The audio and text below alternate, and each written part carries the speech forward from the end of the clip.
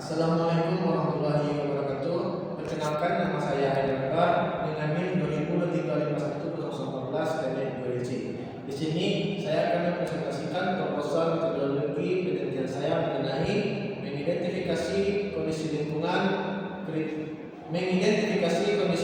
kritis berbasis penginderaan jauh menggunakan metode Land Surface Temperature atau LST di Selatan. Baiklah, selanjutnya latar belakang penelitian. Lingkungan kritis adalah kondisi lingkungan yang mengalami penurunan kualitas secara signifikan akibat tekanan aktivitas manusia dan perubahan tutupan lahan yang ditandai dengan meningkatnya suhu permukaan, berkurangnya tutupan vegetasi, serta menurunnya daya dukung lingkungan. Kabupaten Selatan mengalami pertumbuhan aktivitas antropogenik besar yang memicu alih fungsi secara luas. Selanjutnya, rumusan masalah di sini yang pertama, sebaran suhu atau LST. Bagaimana sebaran spasial dan tingkat suhu permukaan LST di Kabupaten Selatan pada tahun 2015 dan 2025 menggunakan citra satelit Landsat 8. Yang kedua, dinamika perubahan. Yang ketiga, zonasi lingkungan kritis. Tujuan dan batasan kajian. Pertama, tujuan penelitian memetakan sebaran dan tingkatan LST di Selatan secara akurat untuk tahun 2015 dan 2025. Selanjutnya, menganalisis besaran tren dan pola perubahan suhu permukaan tanah selama periode dekade 2015-2025. Selanjutnya, mengidentifikasi serta zonasi kawasan terindikasi lingkungan kritis sebagai acuan kebijakan mitigasi. Selanjutnya, batasan masalah. Yang pertama, kajian spasial dibatasi penuh pada batas administratif Kabupaten Selatan. Yang kedua, data utama yang diolah berupa data satelit thermal multitemporal dan sadapan. Yang terakhir, analisis difokuskan pada LST dan SIG spasial tanpa mengkaji aspek sosiologis maupun ekonomi mikro. Selanjutnya, kondisi lingkungan kritis. Lingkungan kritis didefinisikan sebagai wilayah yang mengalami degradasi mutu secara berkelanjutan akibat tekanan antropogenik. Yang pertama, indikator utama ditandai oleh kenaikan radiasi termal tanah, berkurangnya vegetasi dan turunnya daya dukung ekologis. Yang kedua, dampak dataran tinggi pada zona pegunungan seperti Sulawesi Selatan. Degradasi memicu gangguan kestabilan tanah dan iklim mikro.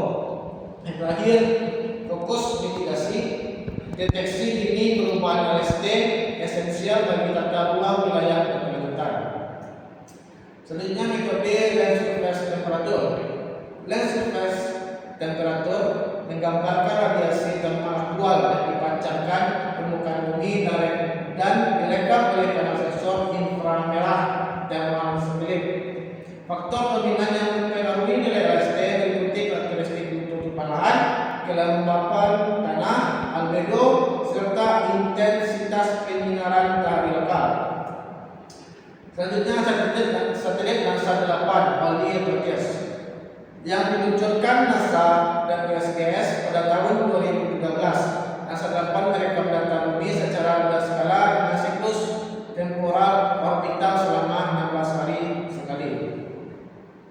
Selanjutnya, wilayah kajian dan bahan.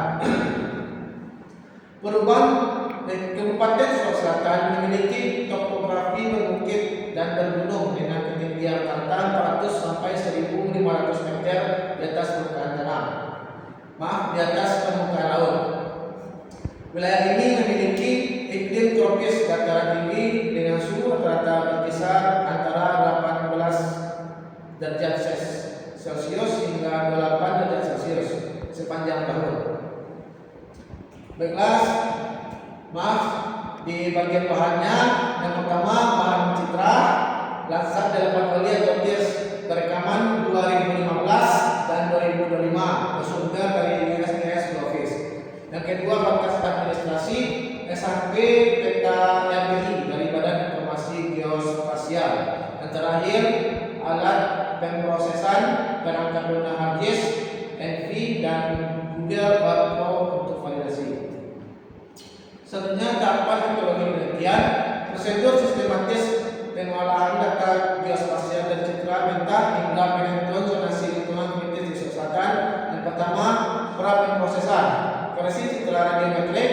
layar stacking berdasarkan serta plotting batas layar. Yang kedua, estimasi RST, perhitungan suhu kecerahan, NFI, emisivitas permukaan dan temperatur terkalibrasi. Yang ketiga, klasifikasi suhu. Klasifikasi zonasi RST menjadi 4 kelas utama.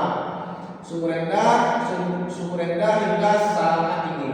Yang keempat, overlay analysis. Overlay spasial temporal peta RST 2015 dan 2025 untuk mendeteksi kritis lingkungan. Baiklah, terima kasih. Kalau ada